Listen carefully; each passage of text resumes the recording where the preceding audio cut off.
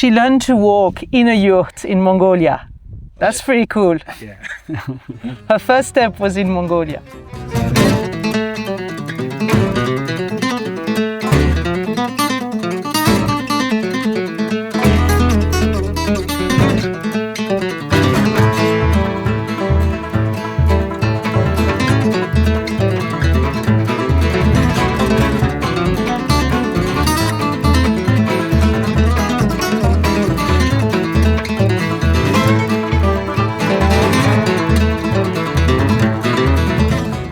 So this ID was my ID. So in 2009, I had the idea to reach New Zealand all by myself by bicycle. Why New Zealand? Because it's the opposite of Switzerland.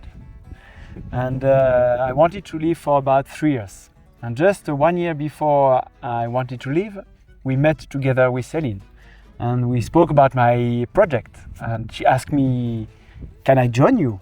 So as you can imagine, I say yes, and we were a couple very quickly, and we quit Switzerland in 2010 for a big project of 3 years. And after 2 years, we realized that it was more than a journey, but it became our life, another way of life. And we said, why not to have a family if it's our life? And our first daughter, Naila, she was here. Oh, I want to join your family. So she came straight away, and after 3 years, she was born in Malaysia, and we finally reached New Zealand 5 years later. And since then, we never stopped. And our second daughter was born 4 years later after Naida. Montbell products became your second skin. What does Montbell mean to your journey and your lifestyle? So Montbell is it's a big story, and we had the chance to meet Tatsuno-san, the founder of Montbell, 10 years ago in Hokkaido. And he became kind of the grandpa of our daughter. And we are part of this big family, and we are very proud to wear Montbell every day, because we are living outside every day. So we are sleeping in a tent, we are cooking outside, and we need a very good equipment, as you can imagine. So we are very happy to wear Montbell. And now we are ambassadors, so we are happy to inspire people to go outside and play and, jump in puddles. Naila, she loves to climb tree, but maybe Mongolia is not the best place.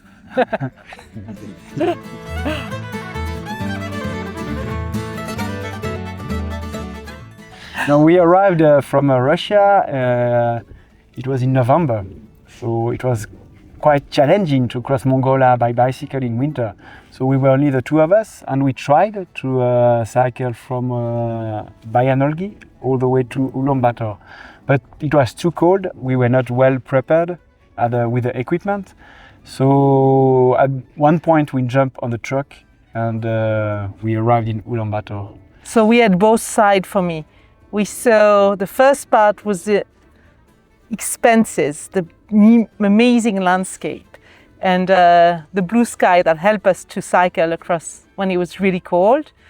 And then the second part was being in the truck and then stopping, at Mongolian yurts and meeting the nomads and having the nomadic hospitality. And that was amazing. And we were used to drink fermented horse milk from Central Asia, so we enjoyed also fermented horse milk and camel milk, sorry. Mongolia is vast. Yeah, the open space and the blue sky and nobody. There's a sense of freedom in Mongolia. And I guess cold too. It can be cold and challenging. Yeah, it can be very challenging, especially with the wind.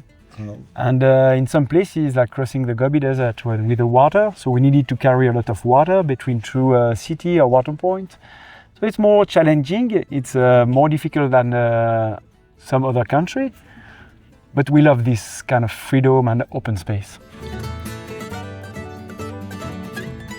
Traveling as a family across many different countries must be challenging. What was the most difficult parts of your journey? Headwind. Headwind. No, it depends. It depends on which country. Some country they're challenging with food and water, as I said, like here or Australia, or some places in Canada or Alaska. And some countries are more difficult with traffic, like India. It's more like chaotic in the traffic. So every country have their own challenge. And for example, Japan, we had a lot of the rainy season, the Tsuyu, so it's very challenging with the water, the rain, the storm. So there's not only one challenge, but in every place we have to face different challenge. Yeah, sometimes also we were cycling in Alaska and Canada, so wildlife can be also challenging sometimes. Like a grizzly bear, we met many grizzly in Alaska and Canada, so it's another kind of challenge. I like seeing new countries and tasting new foods and looking every animals, and I like also because we could always go in one place, so we have a lot of friends everywhere around the world, so I really like it. Yeah, I really love exploring new places, and as she said, seeing new friends, and we have many friends all around the world. And yeah, each culture and each landscape, all of it's so different, so I really like it. The most reliable mobile equipment is tent for you?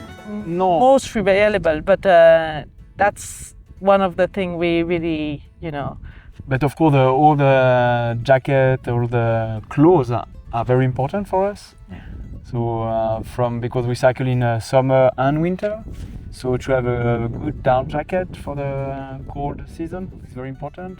Rainy season to have like a Gore-Tex jacket is so important. It's very functional also. So it's very, in a way, it's very light. We are not a good example because we are very heavy, but it's very functional. And we like the fact that it's very functional and light. So it doesn't have,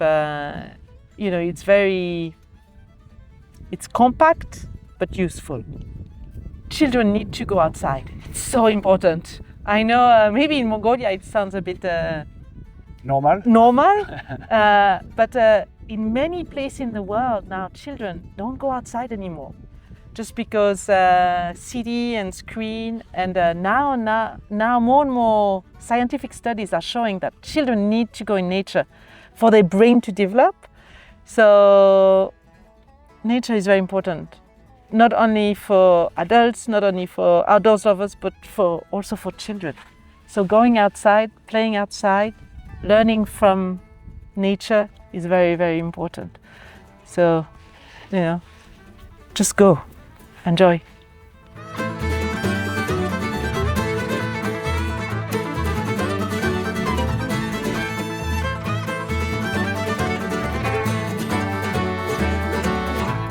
So, for the last question, finally, what does adventure mean to your family? adventure. Life, our life. Yeah. Yeah.